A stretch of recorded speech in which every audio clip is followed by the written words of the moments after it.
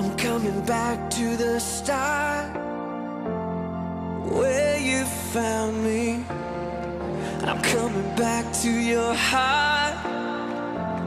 I surrender. Take me.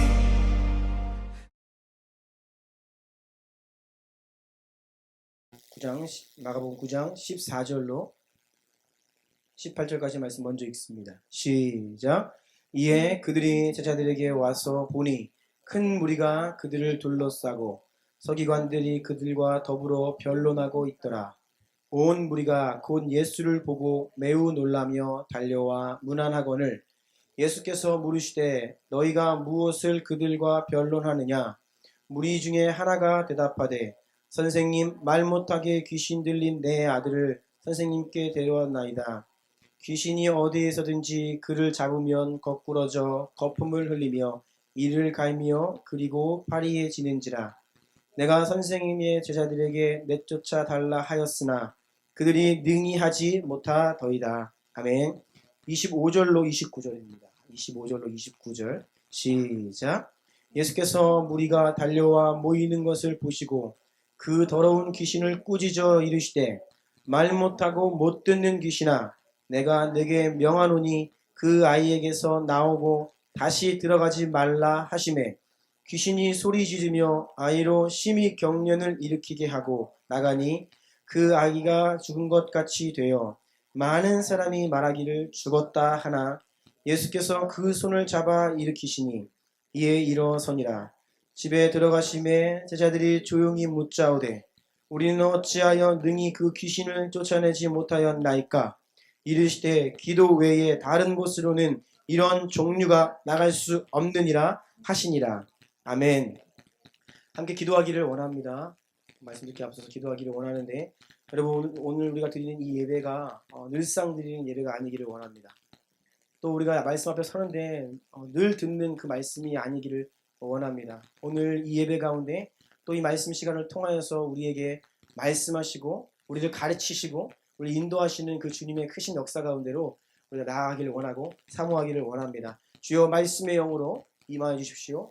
정말 오늘 나에게 우리 공동체 가운데 작정하신 그 은혜의 분량을 다 부어주시고 우리가 그 은혜 위에 서기를 원한다고 기도합시다. 지혜와 계시의 영을 주십시오라고 간절히 부르짖기를 원하고요. 하나님 말씀으로 정말 살아 역사하는 그 말씀의 능력이 나타나고 경험되는 이 시간 되기를 원한다고 우리 주여 한번 부르고 간절히 사모하는 기대하는 마음으로 기도하기 원합니다. 하나님 말씀이 선포될 때에 영의 눈이 열리게 하소서. 심령 가운데 그 말씀이 새겨지게 하소서. 아멘 아멘. 우리의 삶을 변화시키는 능력의 말씀으로 역사하여 주옵소서. 예수의 보혈로 모든 심령들을 덮고 성령으로 충만하기를 축복하며 예수님 이름으로 기도드리옵나이다. 아멘. 아멘. 우리 오늘 위대한 유산 19번째 시간입니다. 부흥의 절대적 필요성. 우리가 처한 상황과 우리의 무능력이란 제목으로 하나님 말씀 함께 나누겠습니다. 1. 우리는 왜 초대교회보다 더 큰 영광과 능력의 교회를 꿈꾸는가? 사도행전이 기록하여 우리에게 전해주고 있는 오순절 성령 강림 이후에 사도들의 사역과 초대교회의 모습, 또 당시 성도들 공동체의 모습은 그들이 경험했던 첫 오순절의 그 큰 위대한 부흥을 어느 시대나 깨어있는 교회와 성도들이라면 마땅히 늘 바라고 꿈꾸던 이상적인 교회의 모습이었습니다. 사도들이 선포했던 복음은 순도 100%의 복음이었습니다. 사도의 자격은 예수님의 모든 공생애 가운데 늘 예수님과 함께하며 예수님 곁에 있으며 예수님으로부터 직접 가르침을 받고 말씀이신 예수님을 두 눈으로 온몸으로 경험하고 부활하신 예수님을 또 경험하고 보았고 다시 오신다 약속하시며 승천하시는 그 예수님을 직접 본 예수님의 전 공생애를 함께했던 자들이 사도의 자격이었죠. 그래서 가룟 유다가 그 자리에서 이탈하고 그 한 자리를 메울 때의 조건이 세례 받으실 때부터 승천하실 때까지 늘 우리와 함께 거했던 자들 가운데 제비를 뽑아서 마띠아를 남은 그 한 자리를 채우게 됩니다. 그러한 사도들이 전했던 복음은 순도 100%의 복음이었습니다. 오늘날은 그렇지가 않습니다.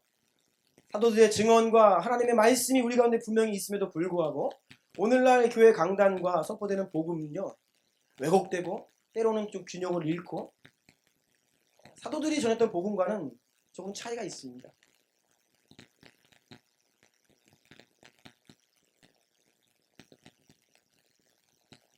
그리고 당시 교회의 공동체의 모습은 너무나 놀라웠죠. 성령 하나님이 강력히 일하시고 역사하셔서 그 증거로서 성도들 가운데 기적뿐이 아니라 유무상통하는 코이노니아의 역사가 일어났습니다.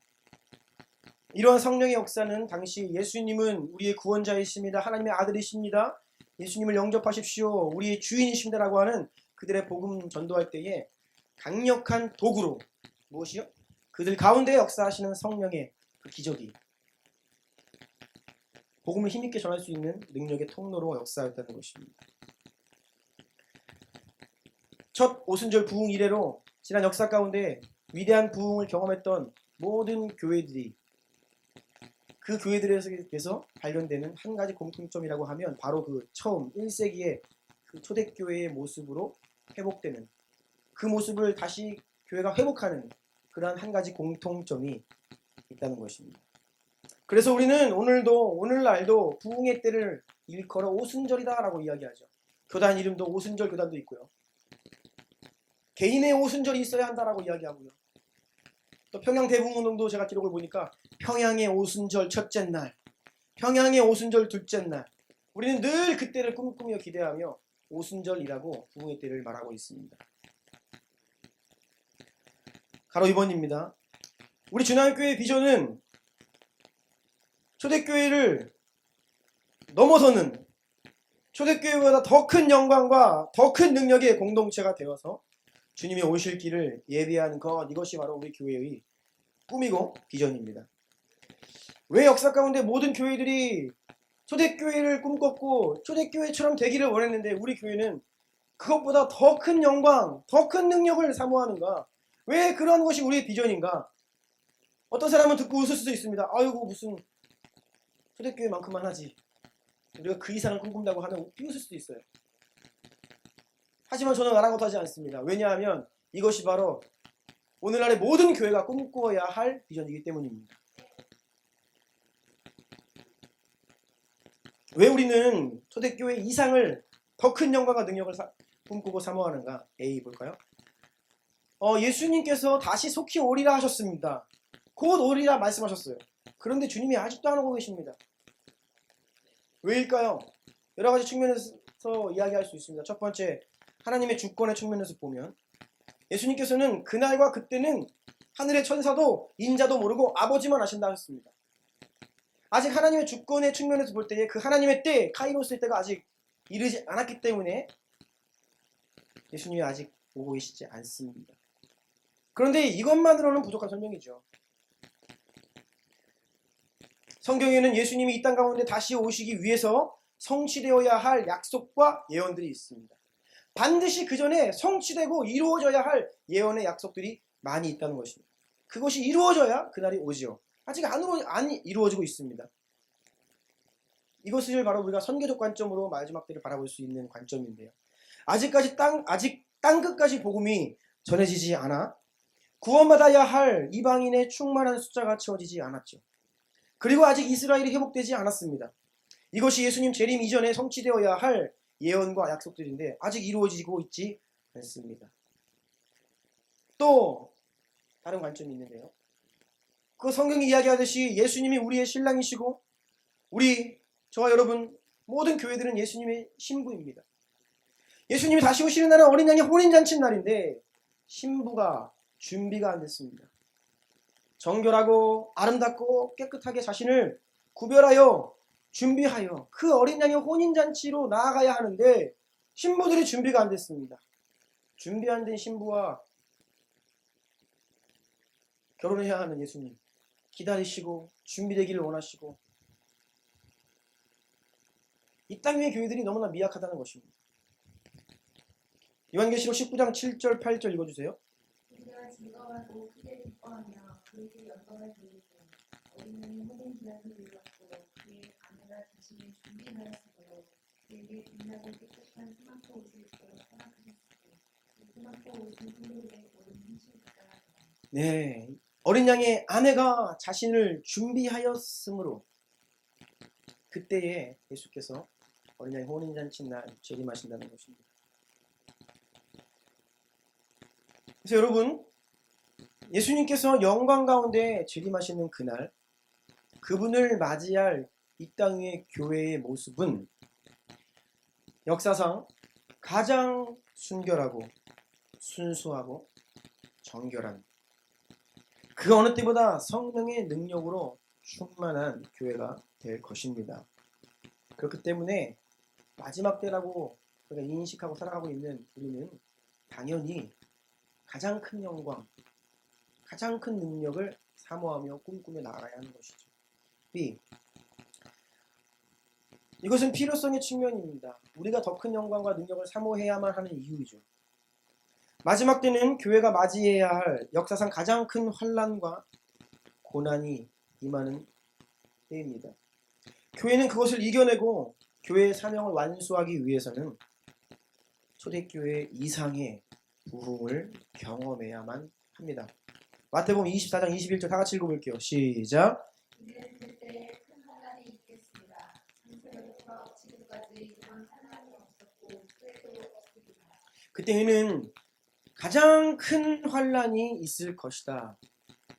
우리가 역사 가운데 큰 환난의 소식들을 기록을 통해 많이 듣고 있습니다. 지금도 북한 지하교회 성도들이 그들이 그 신앙이 발각되어서 노동교화소나 정치범 수용소에서 당하고 있는 그 고통을 우리가 들으면요, 감당하기 힘든 고통을 당하고 있는데 말씀 가운데 우리에게 알려주는 것은 마지막 때에 교회가 받아야 될 큰 환난은 역사 가운데 있던 그 어떤 환난보다 고통보다 더 클 것이다라고 미리 우리에게 알려주고 있습니다.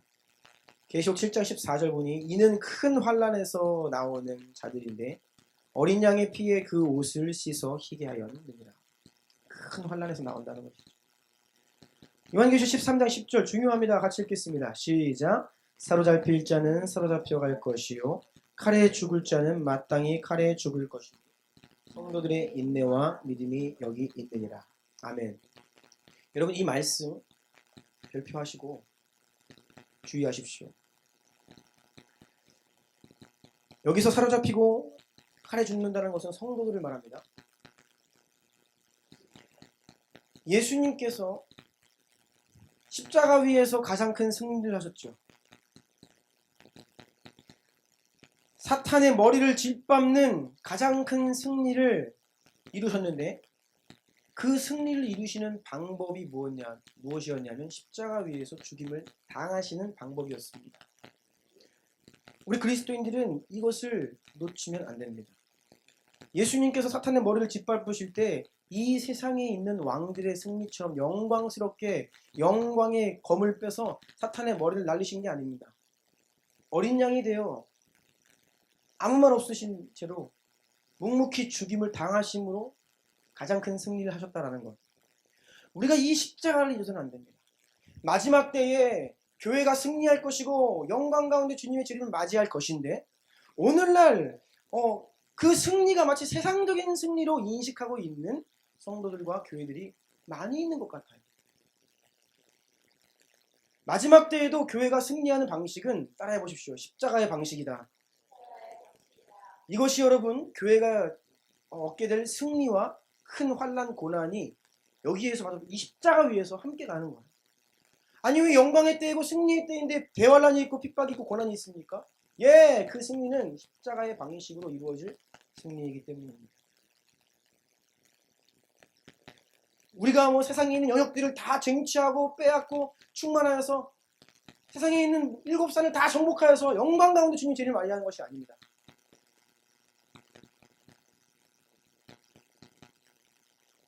다니엘은 마지막 때의 성도들이 거의 죽는 것 같이 되는 환상을 보고 이해가 되지 않아서 거의 실성을 쓰러져서 이해할 수 없는 환상 가운데 고통했습니다. 주님, 이게 도대체 무슨 의미인가요?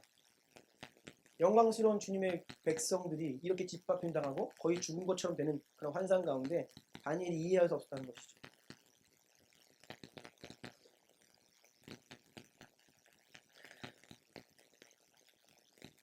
마지막 때에 여러분 우리에게 환난과 핍박이 옵니다. 우리에게 십자가가 다가오고 있습니다. 여러분 과연 우리는 십자가에 오를 준비가 되어 있습니까?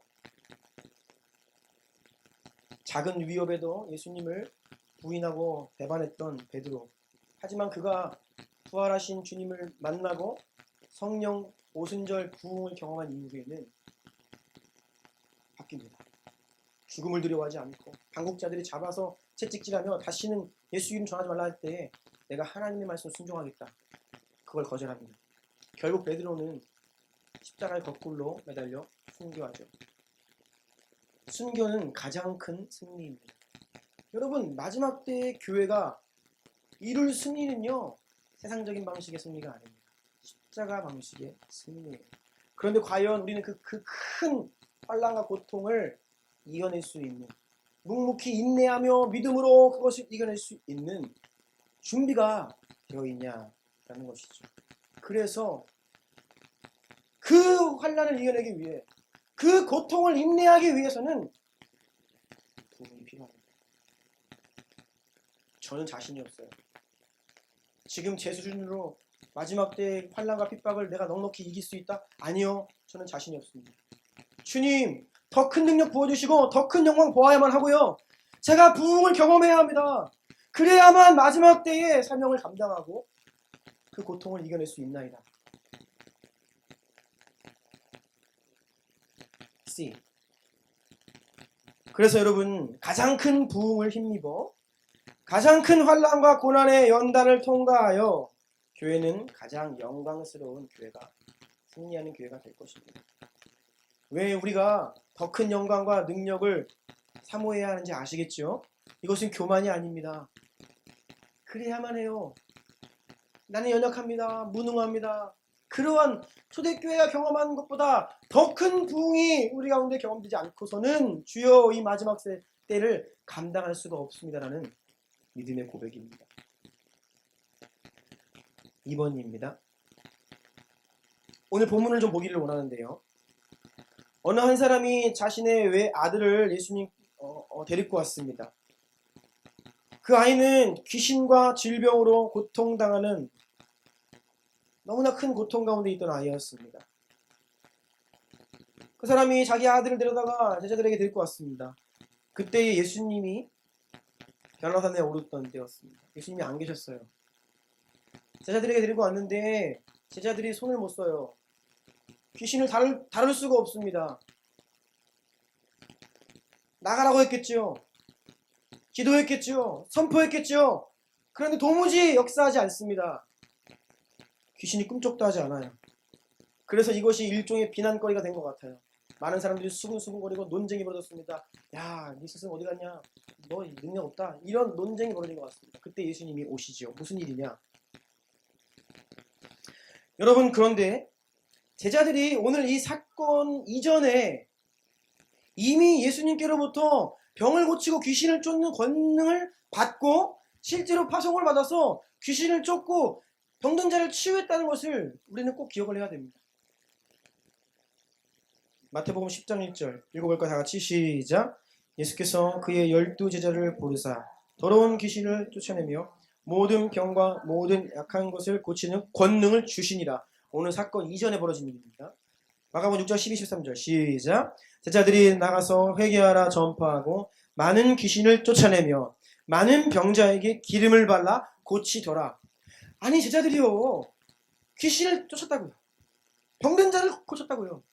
예수님이 그런 권능을 이미 주셨다고요.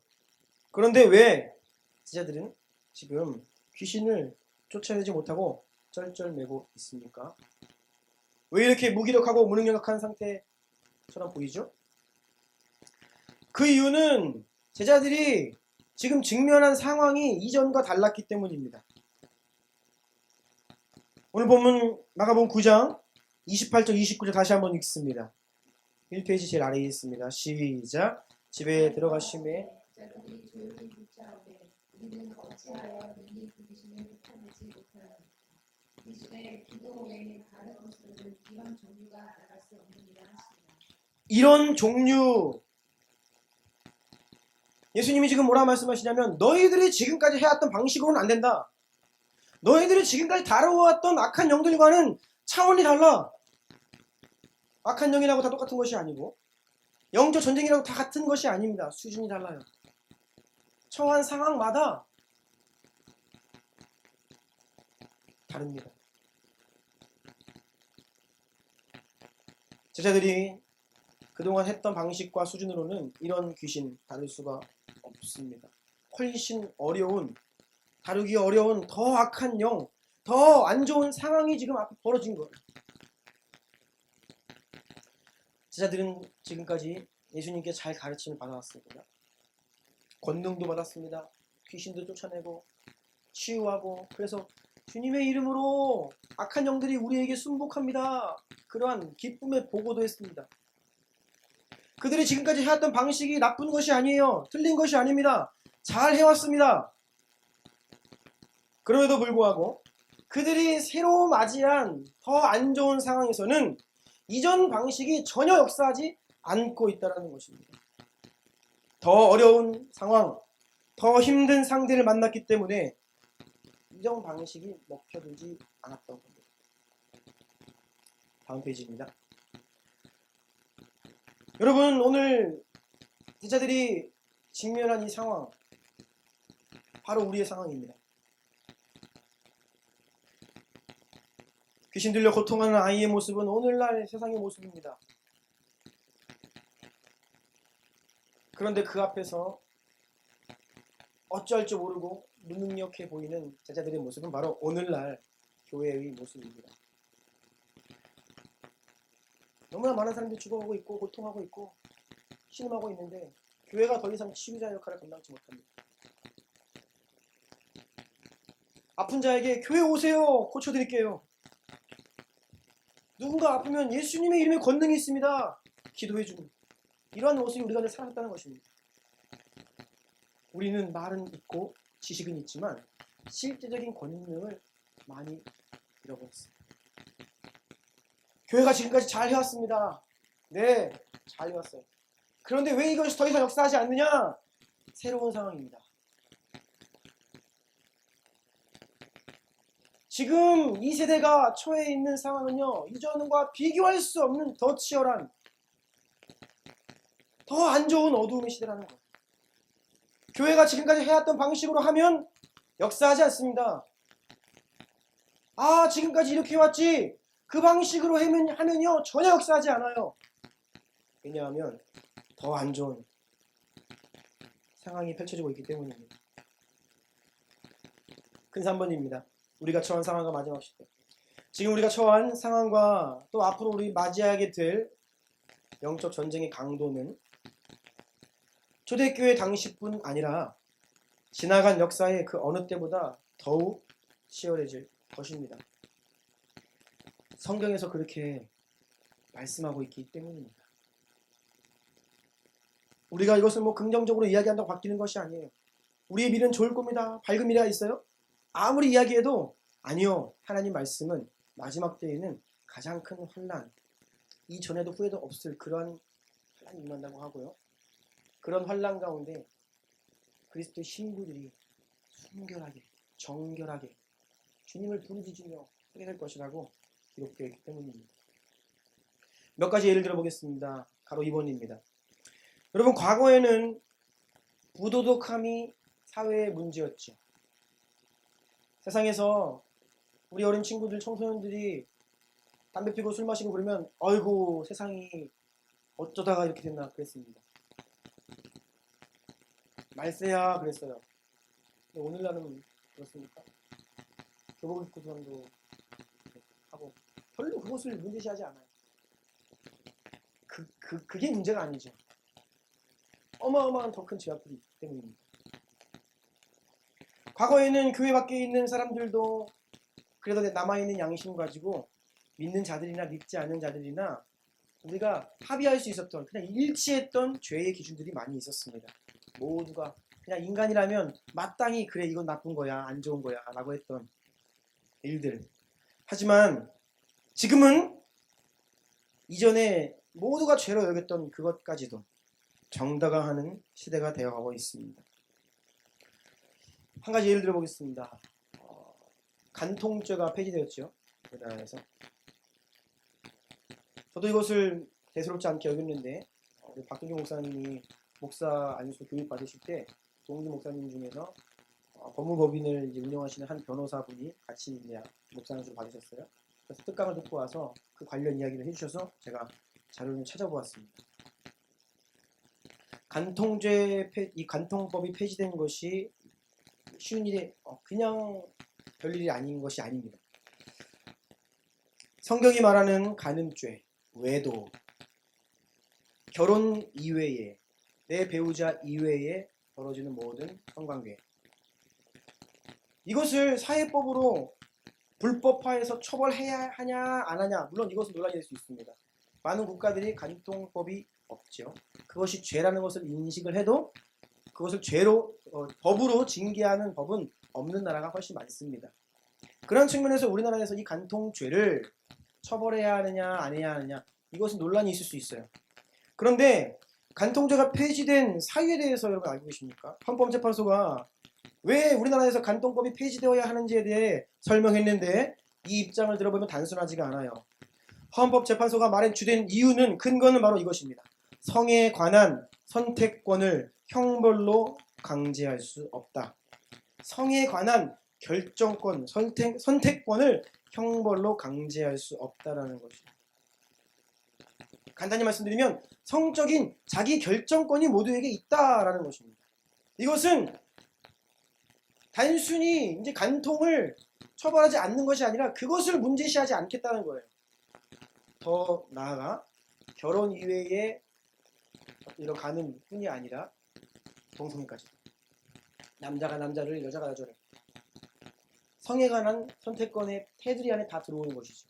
그래서 이 간통죄 폐지가 우리나라가 동성애가 합법화로 나아가는, 사실 그 논리는 다 이미 진행됐다는 것입니다.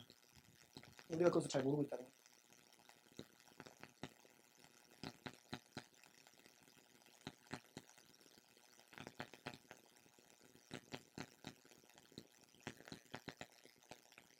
여러분, 이런 측면에서 자기 결정권이 중요합니다.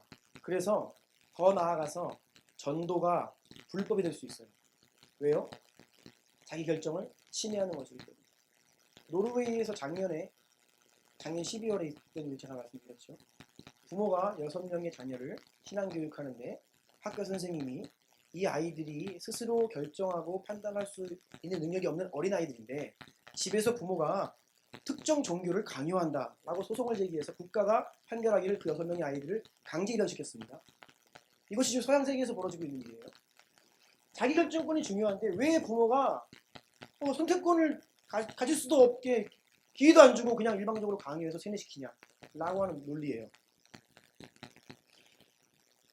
이러한 논리가 지금 전 세계 가운데 진행되고 있고, 그래서 전도가 곧 불법이 되는 시대가 올 것이라는 예상이죠. 인권 중요합니다. 왜냐하면 여러분, 인권은 성경적입니다. 사람은 모든 피조물들과 다르게 하나님의 형상으로 지음받았어요. 그래서 사람은 예수님을 믿든 믿지 않든 상관없이 하나님의 형상이기 때문에 그 자체만으로 존중받아야 됩니다. 보호되어야 해요. 그래서 인권은 성경적입니다. 그런데 인권이 지금 왜곡되고 있죠. 인권이라는 미사여구, 인권이라는 양의 탈을 쓰고 악한 일을 사법적으로 적극 지지해서 악한 일들을 그냥 버젓이 할 수 있는 터전을 마련해주고 있는 작업들이 지금 우리나라 전 세계에서 진행 중입니다. 이것이 제가 읽었기는 죄의 합법화다. 죄의 합법화. 반대로 선한 일은 법적으로 불법화시키는, 가로막는 거예요. 교회가 죄를 죄로 말하지 못하게 하고 전도를 못하게 하고 선한 일을 불법화시키는 일들. 여러분, 이러한 시대의 흐름을 영적으로 분별할 수 있어야 합니다. 아이들 애니메이션이 너무나 악하더라고요.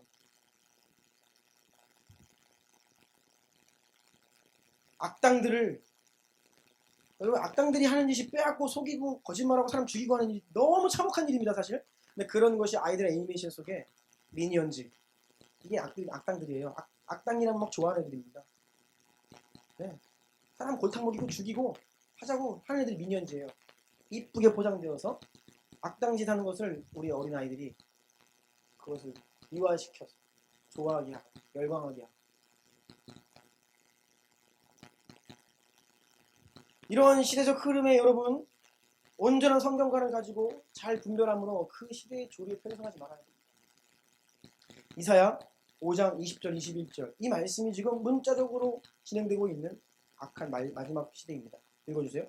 악을 수반장이며 수를 박하장이며 주장으로 권유를 삼으며 경명으로 인간을 삼으며 큰 것으로 작은 것을 삼으며 작은 것으로 큰 것을 삼는 자들은 다 있을지어다.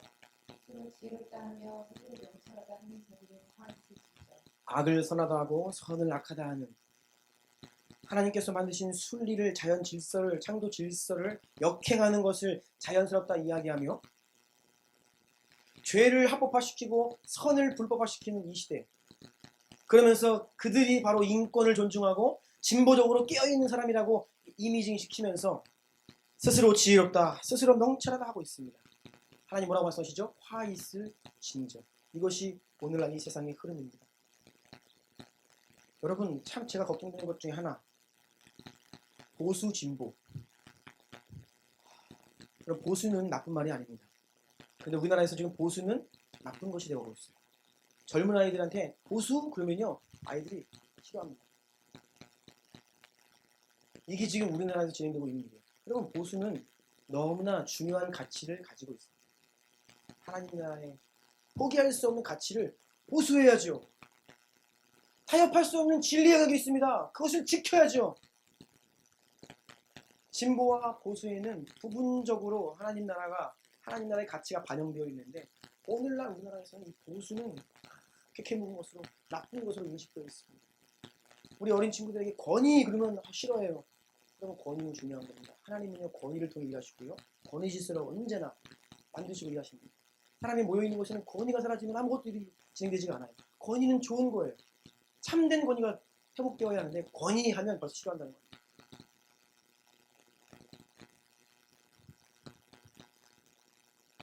지금 이전과는 상황이 많이 달라지고 있다는 것을 말씀드립니다.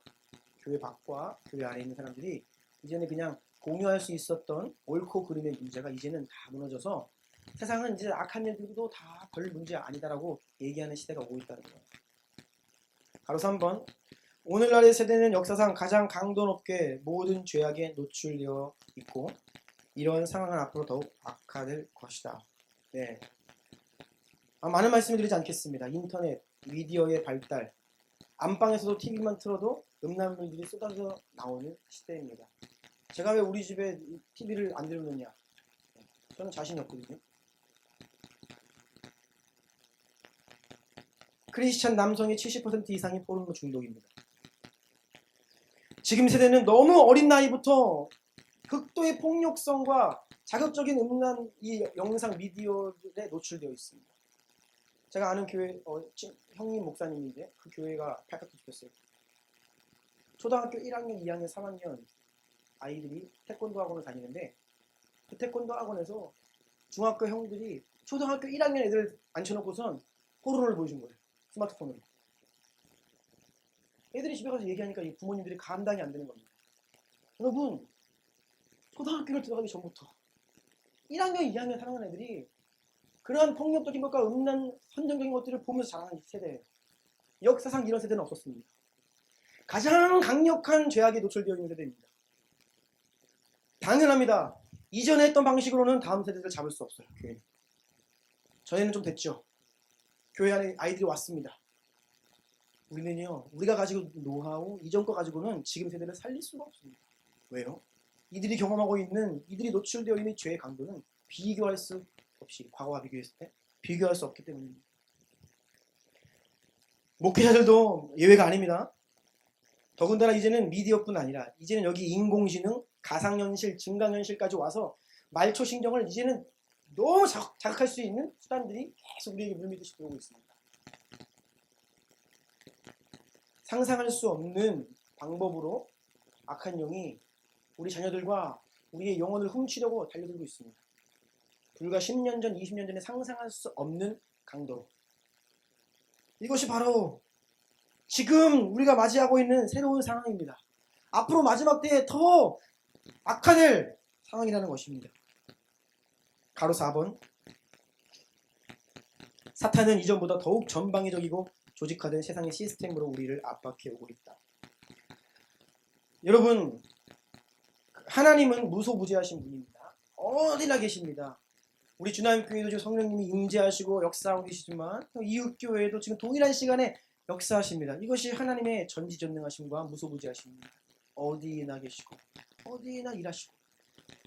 그런데 우리가 때로 사탄을 생각할 때 하나님처럼 오해할 때가 있어요. 여러분, 사탄은 하나님이 아닙니다. 사탄은 무소부재한 존재가 아니에요. 우리한테 무소부재한 것처럼 착각하도록 거짓말하는 겁니다. 사탄이 자기가 지금 거느리고 있는 악한 영들의 그룹이 여러 곳에서 각각 일하고 있어요. 열심히.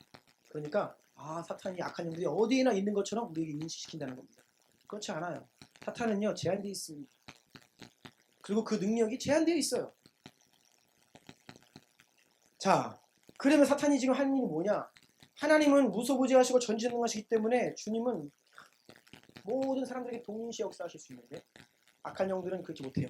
그러니까 하는 일이 시스템으로 이제 들어옵니다. 시스템으로. 여러분, 시스템은 하나하나 관리가 안 되니까 어떤 조직과 시스템화 시켜서 전체를 통합 관리하겠다는 거죠. 사탄이 지금 그 일을 하고 있는 겁니다. 세상에서. 하나하나 개별 관리가 하기가 힘들어요. 능력이 딸립니다. 그러니까 어떻게 해요? 세상에 시스템을 만들어서 사람들을 그 안에 가두는 거예요. 그래서 마지막 때의 징조에 대해서 제가 선교훈련 중에 말씀드렸죠. 글로벌하고 이것이 굉장히 시스템적으로 온다. 우연적이 아니라 체제적으로, 시스템적으로, 조직적으로 우리에게 온다. 여러분, 여기에서 우리가 한 가지 힌트를 얻을 수 있는데, 교회가 만약에 어느 교회가 시스템으로 운영된다. 그러니까 성령님 운영하실 그만큼 없는 거예요. 제가 다음 주에 좀 나누겠지만 부흥의 때에 어떤 일이 일어나면요, 교회 안에 조직들이나 해왔던 것들이 다 무의미해집니다. 성령님이 임하시고 부흥의 때가 오면 그 교회에 새로운 일들이 성령께서 막 주관하시고 통제하시는 일들이 벌어져요. 그동안 그 교회의 질서들이 초월되는 거예요. 시스템에 매여있고 조직에 갇혀있던 교회에 성령님이 임하시면 그것을 초월한 놀라운 일이 벌어진다는 겁니다. 자, 그래서 지금 악한 영들이 어떤 시스템으로 우리에게 다가오고 있냐면 한 가지 있습니다. 그것은 도시 문화입니다. 도시 문화. 도시 시스템. 문화가 될 수 있죠. 시스템이 고착되면. 이건 뭐냐면요, 도시 문화는 간단히 말씀드리면 소비 문화입니다. 계속해서 돈을 써야 됩니다. 누굴 만나려고 하면 돈 써야 됩니다. 살면 돈 써야 됩니다. 계속 소비하게 만드는 시스템. 이것으로 우리를 공격하고 있어요.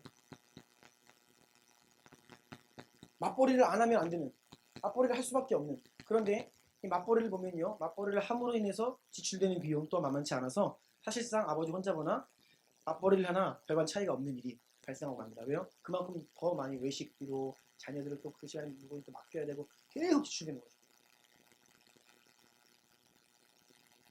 그리고 이러한 소비 시스템, 소비 문화의 이제 끝은 빚내는 문화, 빚을 내게 하는 거. 미래에 장차 내가 벌 소득을 여기에서 미리 소비를 하게 만드는 것이 바로 대출, 빚, 신용, 카드. 그래서 소비를 부추기고 광고, 이 모든 것들이 다 우리 안에 있는 탐욕들을 자극하는 것이죠. 사라, 더 새로운 거로 바꿔라. 이것이 하나의 시스템화 되어서 이제 거의 우리나라도 대부분이 집을 살 때 대출을 받고 이렇게 빚을 지며 살아간다는 거예요. 근데 하나님 말씀은요, 우리가 복음의 빚진 자로서 복음 이외에는 빚지지 말라고 말씀하세요. 왜냐고요? 빚지면요, 거기에 매이죠. 노예가 되는 것입니다. 로마서 8장 12, 13절 읽어주십시오. 그러나 그들아 네가 빚진 자로는 육신의 기사와 육신대로 살 것이 아닙니다. 네가 육신대로 살면 반드시 죽을 것이로되 너로서 몸의 인식을 죽이면 살리라. 예, 우리가 복음의 빚진 자입니다. 복음의 빚을 져서 복음을 전하는 인생으로 이 한 가지에만 우리가 매여 예수 그리스도의 종이 되어야 하는데 다른 많은 것들에 빚을 져서 육신의 종이 되어 끌려가는 이러한 세상 조직적으로 우리를 지금 공격하고 있다는 거예요. 도시에 사는 것 자체로, 그렇다고 우리가 뭐 다 도시를 떠나세요, 그럴 수 없죠. 우리가 지금 살아가고 있는 이 도시 환경 속에서 우리가 어떤 공격을 받고 있고 어떻게 지금 흐름을 보라는 겁니다. 그래서 여기 이것을 거부할 수 있어야 되고 이것을 역행할 수 있는 능력이 우리 가운데 있어야 한다는 것이죠. 그런데 이것이 만만치 않다는 것입니다. 이전과는 더 강한 강도로 계속 우리를 옥죄어오고 있다는 것입니다. 가로 5번. 그래서 여러분, 이러한 우리가 지금 처하고 있는 상황과 앞으로 우리 가운데 펼쳐질 마지막 시대는요, 하나님께서 허락하시는 부흥이 아니고서는, 우리가 성령의 권능을 힘있는 방법이 아니고서는 우리가 그것을 이겨낼 수 있는 힘이 없습니다. 그래서 여러분, 한 가지 확신하시기를, 우리 가운데 반드시 부흥이 일어나야만 한다. 초대교회보다 더 큰 영광, 더 큰 부흥, 더 큰 능력이 아니고서는 우리는 이 시대를 살아갈 수 없다라고 하는 여러분 안에 확신이 있으셔야 돼요. 이게 없고 적당히 좀 하면 될까? 안 됩니다. 그래서 주님은 계속해서 말씀하셨습니다. 준비하라고, 깨어있으라고요. 슬기로운 다섯 처녀가 되어 등불을 미리 예비해라 라고 말씀하시는데, 오늘날 너무너무 많은 하나님의 백성들이 이것에 무지하고 적당히, 내가 지금 나에게 주어진 삶의 짐도 너무 크니까요, 더 이상 그것을 돌파해내지 못하고 전진하지 못하고 그냥 방치하며 살아간다는 것이죠. 여러분, 정말 마지막 때의 환난과 핍박이 우리 가운데 오고, 이 땅 위에 있는 데이빗 니콜슨 목사님은 마지막 때의 모든 교회들은 아마 자기가 확신컨대 다 지하교회가 될 것이라고 했습니다. 신앙생활 자체가 불법이 될 수 있다는 것이죠. 그런 시대가 왔을 때 과연 우리는 나의 믿음을 지킬 수 있는가? 어떠세요 여러분? 자신 있습니까?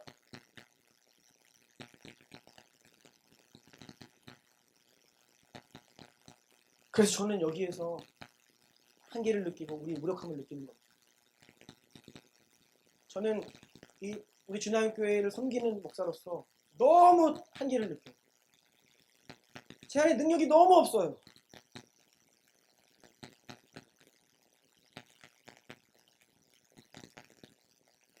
다른 게 필요한 게 아닙니다. 누가 조금 해가지고 잘하는 거 배우는 거 여러분 중요한 거 아니에요. 지금 우리에게 정말 중요한 거는요, 부흥을 경험하는 겁니다.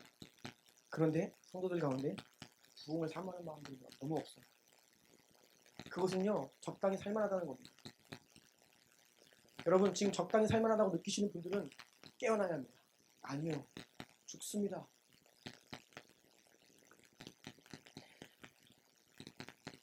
누가복음 24장 49절 같이 읽겠습니다. 시작. 볼지어다 내가 내 아버지께서 약속하신 것을 너희에게 보내리니 너희는 위로부터 능력으로 입혀질 때까지 이 성에 머물라. 네, 능력으로 입혀질 때까지 이 성에 머물라. 우리에게 주시는 말씀입니다.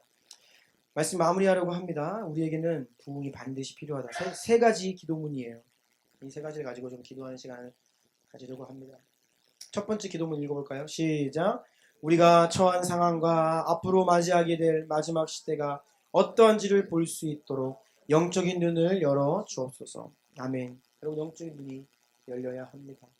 그래야 지금 우리가 어떠한 상황 가운데 있고 앞으로 우리가 맞이하게 될 시대가 어떤 시대인지를 깨닫고 이렇게 하면 안 되겠구나. 그럼 어떻게 할까요? 가로 2번입니다. 시작.